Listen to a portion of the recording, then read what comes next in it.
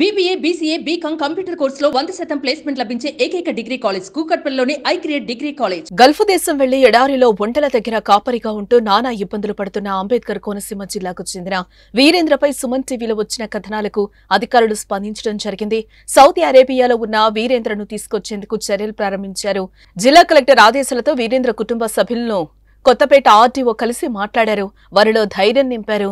Indian embassy ద్వారా వీరేంద్రను తీసుకొస్తామని హామీ ఇవ్వడం జరిగింది. ఉపాధి కోసం అంబాజీపేట మండలం ఇసుకపూడి మెరకపేటకు చెందిన సరళ వీరేంద్ర కుమార్ గల్ఫ్కు వెళ్లి ఏజెంట్ మోసంతో అక్కడి ఎడారిలో చిక్కుకుని నరకయాతన పడుతున్నాడు.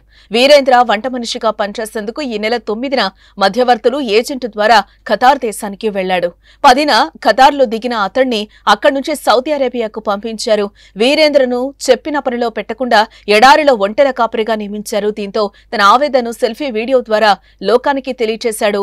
అధిక ఉష్ణోగ్రతల కారణంగా వీరేంద్రకు రక్తపు వాంతుల బారిన పడ్డారు. ఆ ప్రాంతంలో తాగేందుకు నీరు, ఆహారం దొరక్క నరకయాతన పడుతున్నట్టుగా ఆవేదన వ్యక్తం చేశాడు. వీరేంద్ర ఆవేదనపై సుమన్ టీవీ వరుస కథనాలను ప్రసారం చేసింది. నేరుగా సౌదీలో ఉన్న వీరేంద్రకు వీడియో కాల్లో మాట్లాడి అక్కడి పరిస్థితులపై ఆరా తీసింది. వీరేంద్ర సుమన్ టీవీ ముందు తన గోడును వినిపించాడు. తన కష్టాలను కళ్లకు చూపించాడు. ఇక సుమన్ టీవీ కథనాలతో పాటు వీరేంద్ర సెల్ఫీ వీడియో వైరల్ కావడంతో లోకేష్ స్పందించడం జరిగింది. వీరేంద్రను క్షేమంగా ఇంటికి తీసుకొస్తామని మాటిచ్చారు.